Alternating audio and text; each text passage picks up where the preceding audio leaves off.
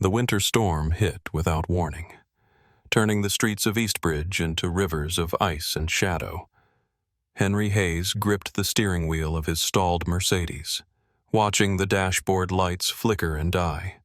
His daughter Audrey sat beside him, her small body trembling beneath her designer coat, lips turning blue in the bitter cold. She pressed her face against the frosted window, and through the swirling snow, her eyes found something that made her forget the hunger gnawing at her stomach. A tiny bakery glowed like a lighthouse in the darkness, its windows displaying a single chocolate cake adorned with delicate white frosting. Inside, Serafina Lane looked up from her empty register and recognized the man stepping through her door, the coldest billionaire in the city, the man who had crushed countless small businesses without blinking. She should have turned him away. Instead, she reached for a cake box and placed the chocolate cake inside, handing it to the shivering child without a word. Henry watched his daughter smile for the first time in months, and something cracked inside his frozen heart. He glanced at the weathered sign above the door as they stepped back into the cold.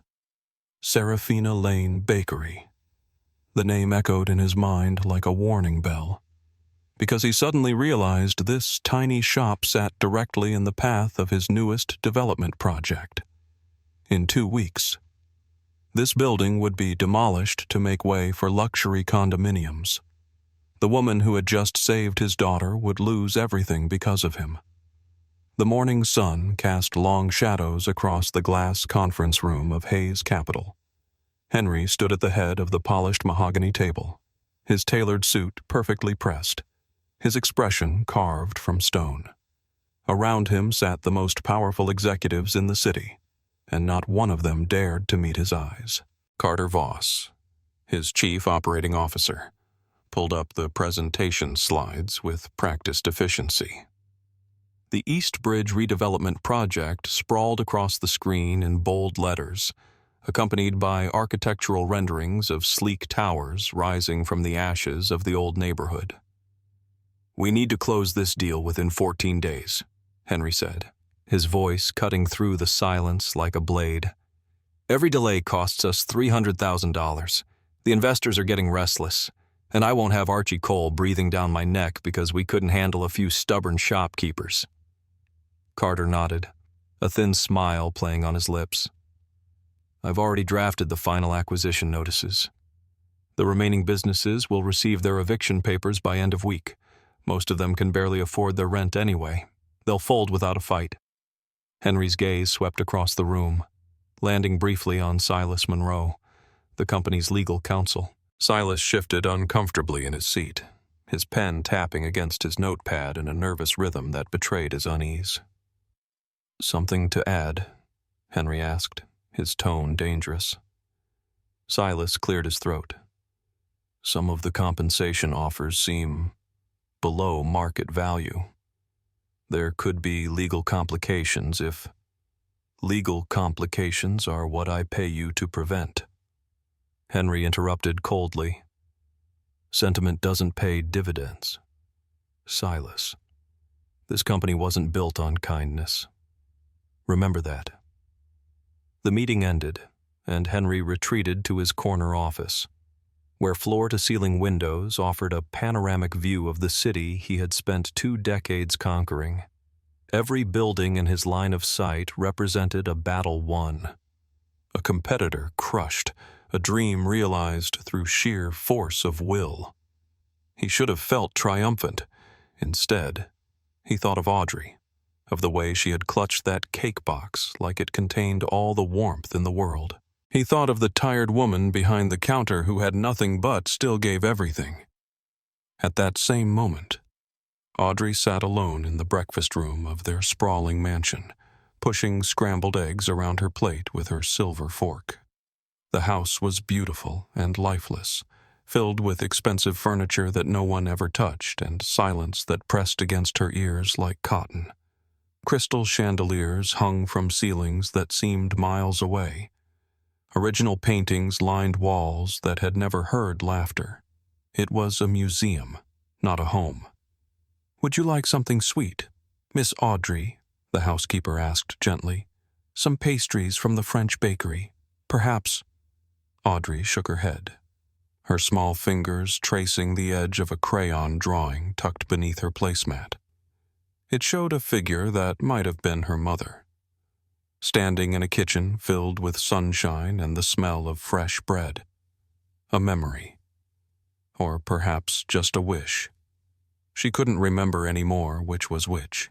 The colors were fading, just like the memories themselves. Henry passed through the room on his way out, barely slowing his stride. "Be good today," he said without looking at her. "I'll be home late." Audrey nodded, swallowing the words she wanted to say. She had learned long ago that her father didn't have time for feelings. He barely had time for her. The door closed behind him, and she was alone again with the silence and the paintings and the cold perfection of it all. She wondered if this was what it felt like to be invisible, across the city, in the cramped kitchen of her bakery. Serafina counted the day's earnings for the third time, hoping the numbers might somehow change. They didn't. The register held exactly $47.63, barely enough to cover her electricity bill. The rent was already 2 months overdue, and the ancient oven had started making sounds that suggested it might give up entirely before spring arrived. Each clunk and wheeze felt like a countdown. She wiped flour from her hands and stared at the cracks spreading across the ceiling like veins. This bakery had been her grandmother's dream, then her mother's burden, and now her own beautiful disaster. Every morning she woke at 4 to knead dough and shape pastries, and every night she fell asleep wondering if tomorrow would be the day the doors closed forever. The recipes were sacred. The memories were priceless. But neither could pay the bills that piled on her counter like snow. The bell above the entrance chimed, and Matilda Crane walked in with the confidence of someone who owned the building, which she did. "Serafina." Matilda's smile didn't reach her eyes. "I trust you have my rent." "I need 2 more weeks," Serafina said, hating the desperation in her own voice. "Business has been slow with the construction blocking the street, but once the holidays come—" "Holidays!" Matilda laughed, a cold sound that matched the weather outside. "Honey, there won't be any holidays for this little shop. I've already had offers from developers, big offers, the kind that make your overdue rent look like pocket change. This bakery has been here for 40 years. Your grandmother is dead, and sentiment doesn't pay my mortgage." Matilda set a document on the counter with a sharp click. "You have until the end of the month. Pay in full, or start packing. The choice is yours." After she left, Serafina turned on the small television mounted in the corner, needing noise to drown out her thoughts. A news anchor's voice filled the room, cheerful and oblivious to the pain happening in kitchens like hers across the city. In business news, billionaire Henry Hayes announced expansion plans for his Eastbridge redevelopment project, promising to transform one of the city's oldest neighborhoods into a modern commercial district. Critics say the project will displace hundreds of low-income residents, but Hayes Capital maintains that progress requires sacrifice. Serafina stared at the screen, at the face of the man who had stood in her bakery just hours ago, the man whose daughter she had fed, the man who was about to destroy everything she had left. His eyes looked cold even through the television screen, empty, like windows into a house where no one lived anymore. Her hands trembled as she switched off the television. That evening. The storm returned with renewed fury. Henry had no choice but to bring Audrey to a dinner meeting with Archie Cole, one of his most important investors. The nanny had called in sick, and leaving a 7-year-old alone in that empty mansion felt wrong even to him. Besides, Archie had a soft spot for children. It would be good for appearances. The Mercedes purred through downtown traffic until they reached the outskirts of Eastbridge, where the roads narrowed and the streetlights grew sparse. Henry took a shortcut through the old neighborhood, a route he had driven 100 times in daylight but never in weather like this. That's when the engine stuttered, coughed, and died. He tried the ignition again. Nothing. The dashboard remained dark. The heater fell silent. And within minutes, the cold began seeping through the windows like poison. "Stay calm," Henry muttered, more to himself than to Audrey. He pulled out his phone. But the storm had knocked out cell service across half the city. No signal, no rescue, no backup plan. For the first time in years, Henry Hayes was completely out of control. "Daddy." Audrey's voice was small. "I'm cold." Henry looked at his daughter. Really looked at her for the first time in months. Her face was pale, her teeth chattering despite the cashmere coat that cost more than most families' monthly grocery bills. She wasn't complaining, wasn't crying, just sitting there trying to be brave because she had learned that weakness made her father uncomfortable. The realization hit him like a physical blow. She was mimicking him, hiding her feelings, pretending everything was fine when it clearly wasn't. She was 7 years old, and she had already learned to suppress everything that made her human. He had taught her that, without saying a word. He had taught her that feelings were dangerous and vulnerability was shameful. "Come here," he said roughly, pulling off his own coat and wrapping it around her shoulders. The cold bit into him immediately, but he barely noticed. "We'll walk until we find somewhere warm." They stumbled through the snow, past boarded-up storefronts and darkened windows. This neighborhood had once been vibrant, filled with families and small businesses and the kind of community that looked out for each other. Now it looked like a war zone, casualties of progress scattered across every block. For sale signs hung in windows, eviction notices fluttered in the wind. The streets that had once held block parties and children's laughter now held only silence and snow. Audrey's steps grew slower. Her breathing labored.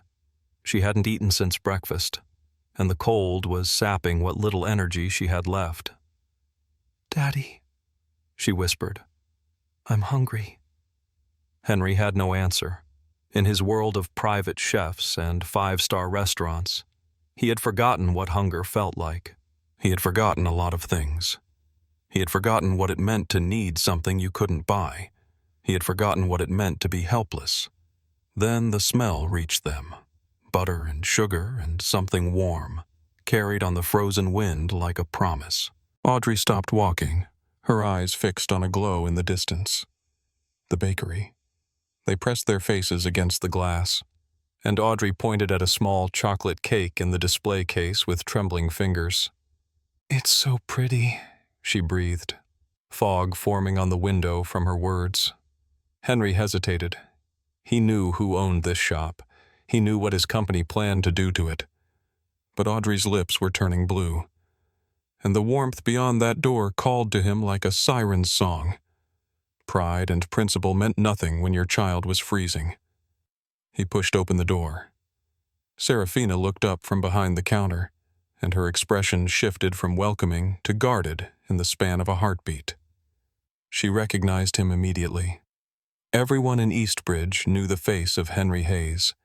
His picture had been in the newspaper just last week, standing in front of a demolished building with a shovel in his hand, smiling like he had won a war. "We're about to close," she said flatly. Henry opened his mouth to respond, but Audrey had already spotted the chocolate cake, and the longing in her eyes was impossible to ignore.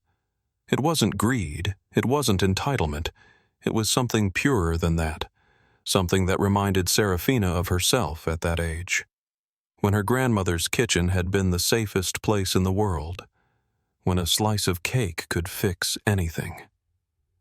Serafina watched the child, taking in the chattering teeth, the red-rimmed eyes, The way she pressed herself against her father's leg as if trying to absorb any warmth he might offer. This was not a child accustomed to wanting things she couldn't have. This was a child who had never known cold like this, hunger like this, desperation like this. And yet here she was, just as vulnerable as any other 7-year-old in the world. And despite everything, despite knowing exactly who Henry Hayes was and what he represented, Serafina found herself reaching for a cake box. "This one didn't sell today," she said, the lie coming easily. It was her best seller. She had turned away 3 customers who wanted it. "If nobody takes it, I'll just have to throw it away.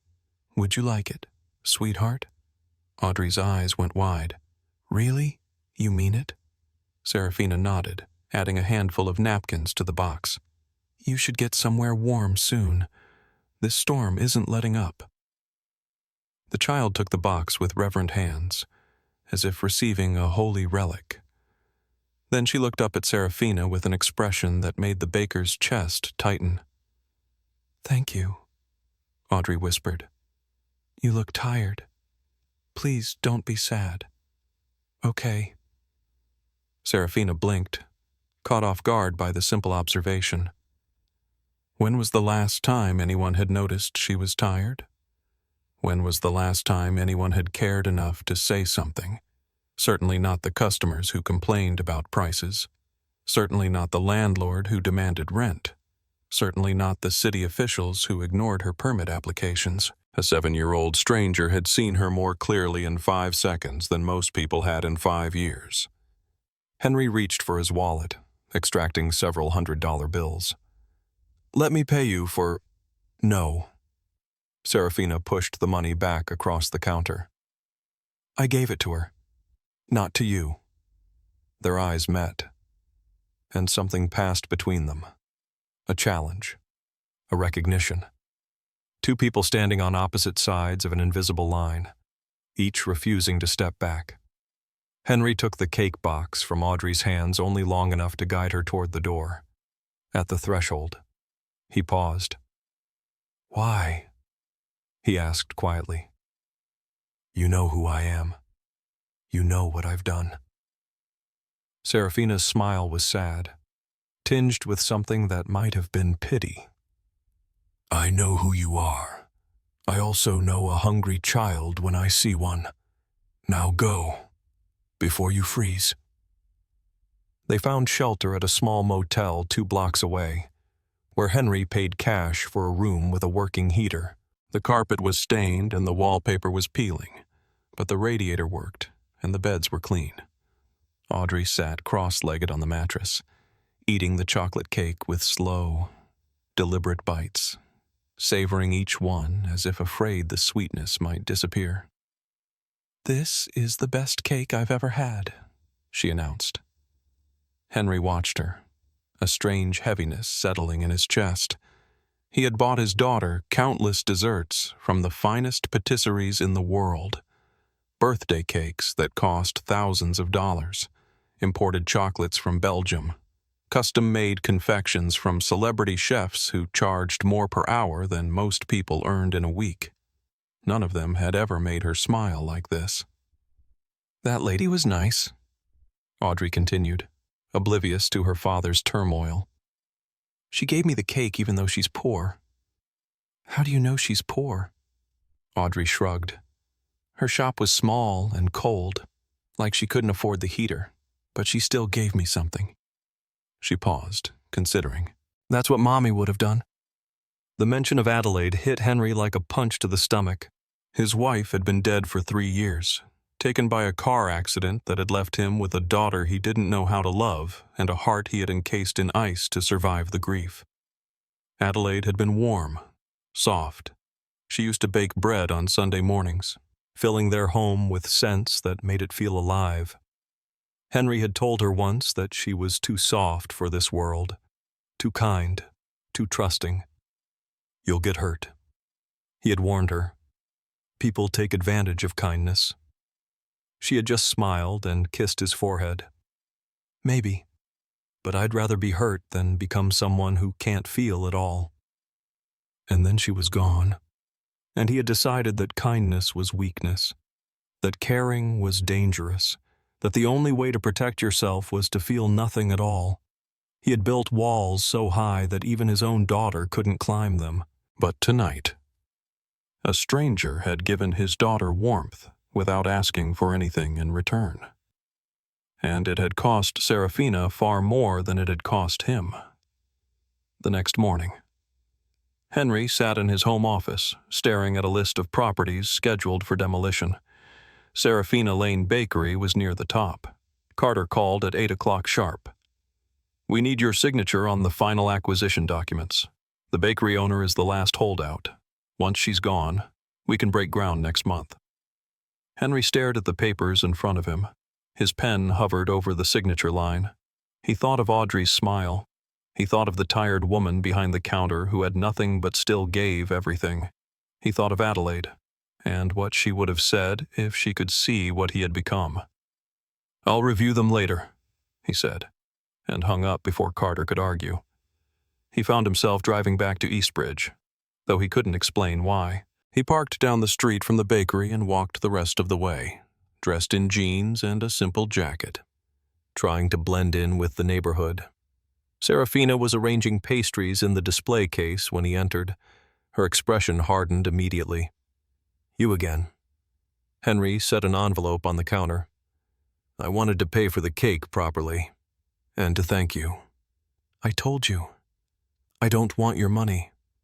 "Then what do you want?" The question hung in the air between them.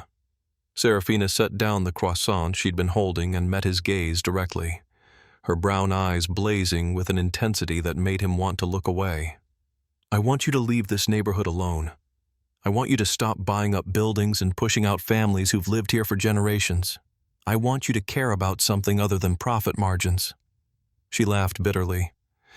"But we both know that's not going to happen, so I'll settle for you leaving my shop." Before Henry could respond, the door burst open. Matilda Crane strode in, followed by a man carrying a locksmith's toolkit. "Change of plans," Matilda announced cheerfully. "I found a buyer for the building. You have 72 hours to vacate." Serafina's face went white. "You said I had until the end of the month." That was before Hayes Capital offered triple the market value. Matilda smiled at Henry. "Your company works fast, Mr. Hayes. I'm impressed." Henry felt the blood drain from his own face. He hadn't authorized this. He hadn't even known about it. But the damage was already done. Serafina was looking at him with an expression of pure betrayal, as if every word she had spoken about him had just been proven true. "Get out," she whispered. "Both of you. Get out of my shop." That night, Henry called an emergency meeting with his executive team. Carter arrived looking smug, Bernie Knox trailing behind with his tablet already open to monitor social media reactions. "I didn't authorize the accelerated acquisition of the bakery property," Henry said, his voice dangerously calm. "Explain." Carter spread his hands.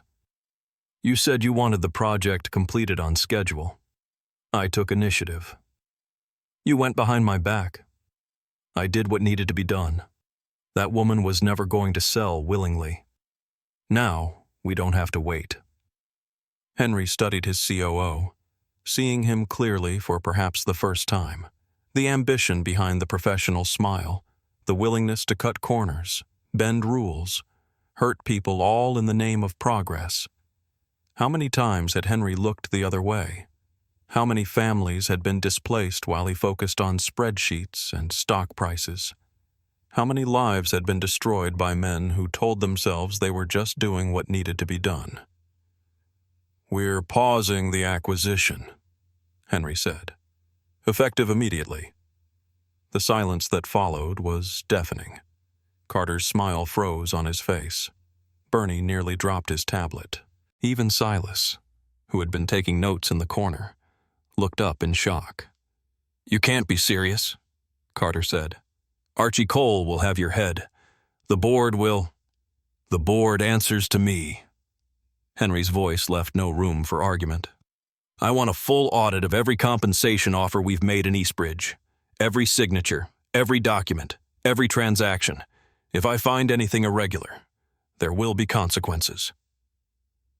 He left the room without waiting for a response, but he could feel Carter's eyes boring into his back like daggers. This wasn't over. They both knew it. The next morning, photographs appeared online. Henry Hayes standing in a tiny bakery. Henry Hayes talking to a woman in a flour-dusted apron. The headlines wrote themselves. "Billionaire's secret lover," one tabloid screamed. "Hayes Capital CEO spotted in Eastbridge slum," declared another. "Corporate raider falls for small business owner," suggested a third.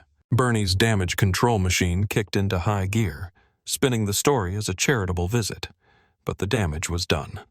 Within hours, Serafina's bakery had become the center of a media firestorm that burned far beyond anyone's control.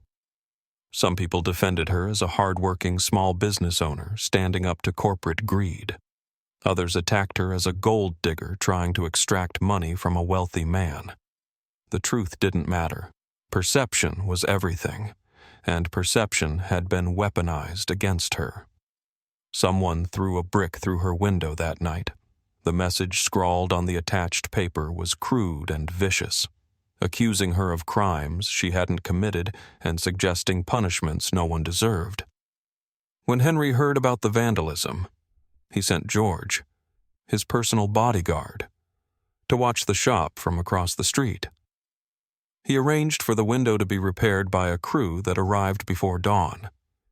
He did everything he could think of to help, short of showing his face. It wasn't enough. Audrey asked about the bakery lady every day. "Is she okay? Daddy? Did something happen to her? Can we visit her?" Finally, Henry relented and drove her back to Eastbridge, where they found Serafina sweeping broken glass from her front step, her face drawn and tired. "I made you something," Audrey said, holding out a hand-drawn card decorated with crayon flowers and hearts. The letters spelled out, "Thank you for the warm cake." Serafina took the card with trembling hands. Her eyes glistened as she read the childish words, so simple and so sincere. "Do you get scared?" Audrey asked suddenly. Serafina knelt down to meet the child's eyes. "Sometimes, yes. But you still gave me the cake, even though you were scared." "I was scared of many things, sweetheart. Scared of losing my shop. Scared of what people would think. Scared of tomorrow." She glanced up at Henry, and something shifted in her expression. Not forgiveness. Not yet, but perhaps the beginning of understanding. But being kind is never the wrong choice, even when it costs you.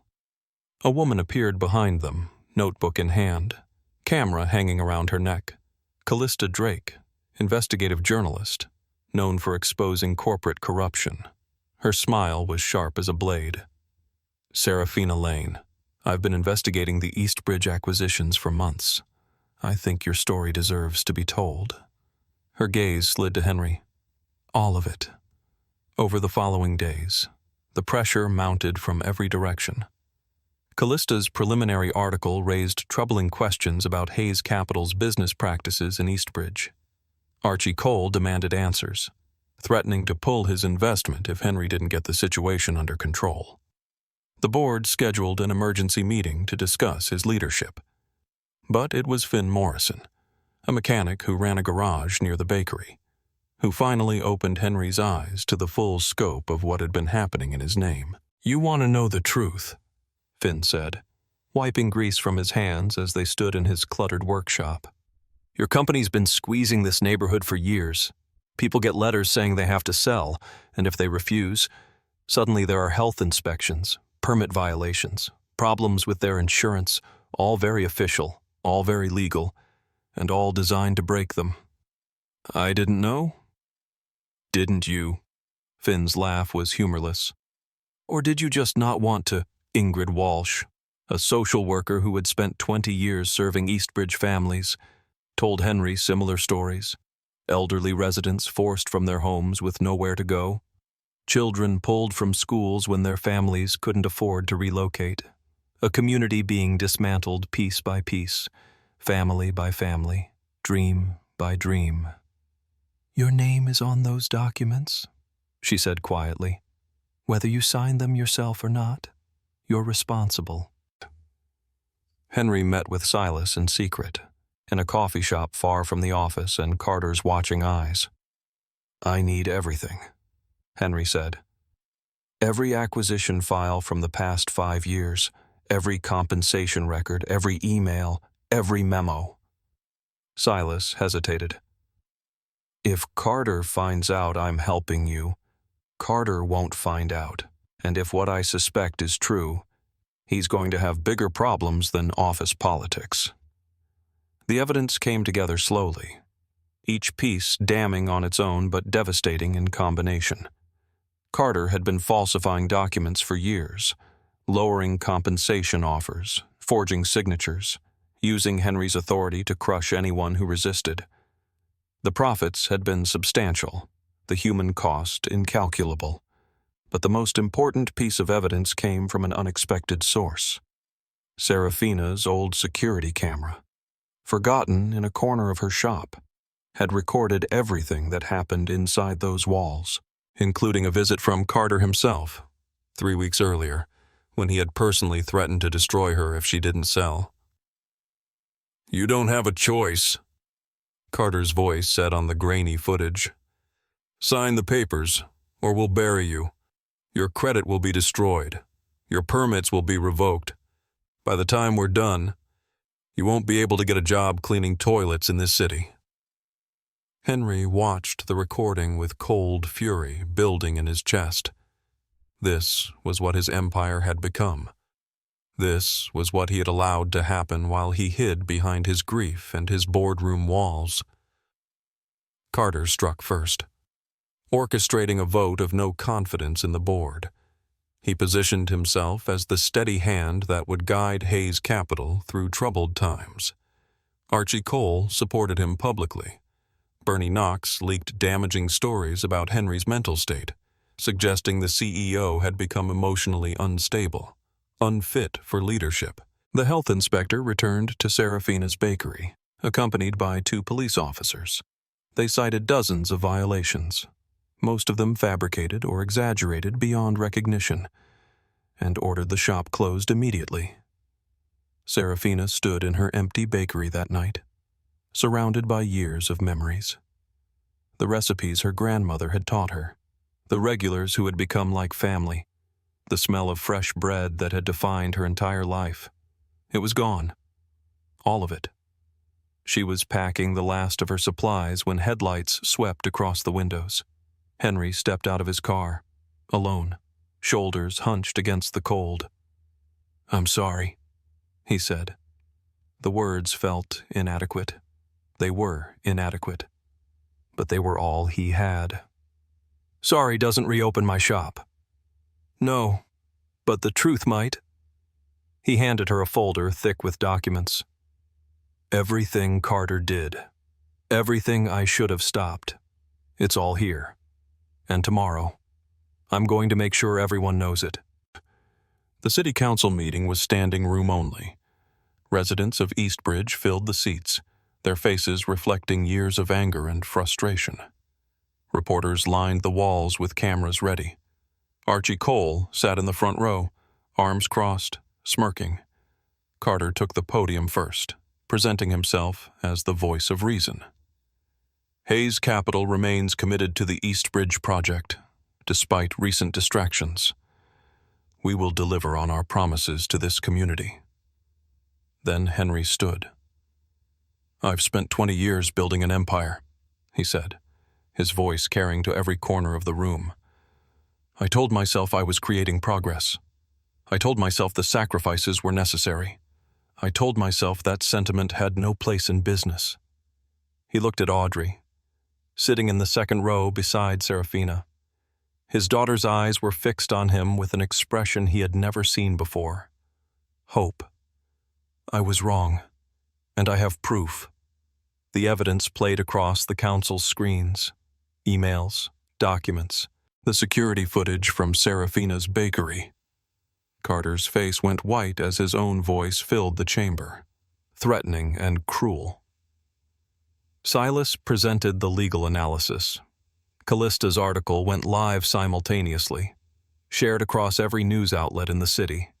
The case against Carter was overwhelming and undeniable, but it was Audrey who delivered the final blow. "The lady at the bakery gave me a cake when I was hungry," she said, standing on her seat so everyone could see her. "She was poor and scared, but she was still nice to me. People like that shouldn't be kicked out of their homes. They should be protected." The room fell silent. Then, slowly, the applause began. Carter was escorted out by security, his empire of lies crumbling around him. Bernie Knox fled before anyone could question him.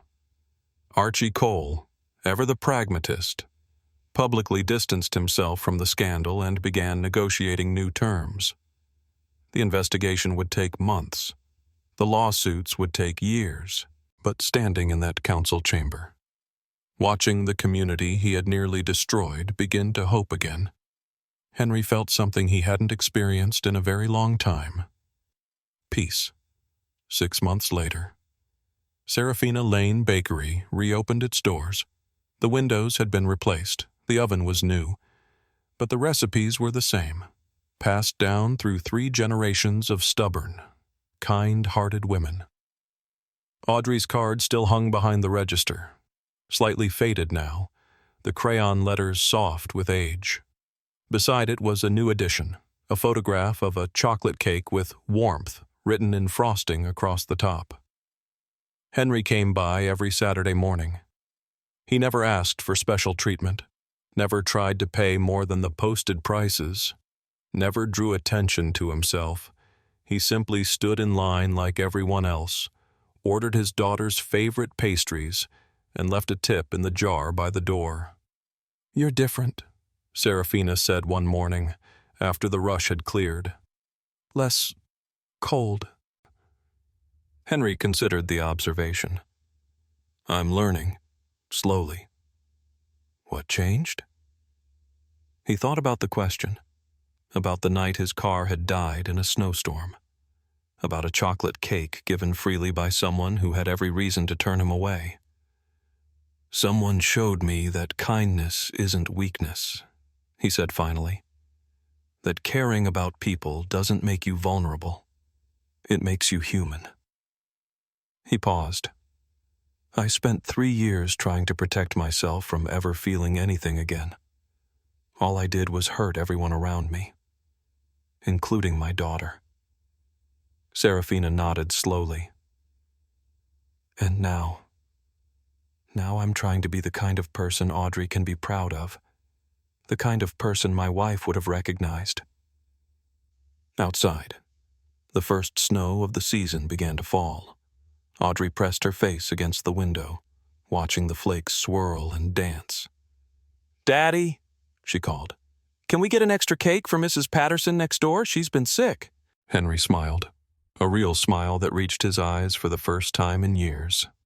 "Of course we can." Serafina boxed up 2 cakes, refusing payment for the second. "Tell Mrs. Patterson it's a gift," she said, "from one neighbor to another." As Henry and Audrey walked out into the snow, the little girl reached up and took her father's hand. It was a small gesture, simple and unremarkable, but Henry held on like it was the most precious thing in the world, because it was. The bakery's lights glowed warm behind them as they disappeared into the winter morning. Inside, Serafina began preparing the day's bread, humming softly to herself. The coldest billionaire in the city had finally learned what she had known all along: that kindness costs nothing and means everything. That one small act of generosity can change a life, and that even the most frozen heart can melt when someone dares to offer warmth without expecting anything in return. The snow continued to fall, covering the streets of Eastbridge in white. But inside the little bakery, spring had already arrived.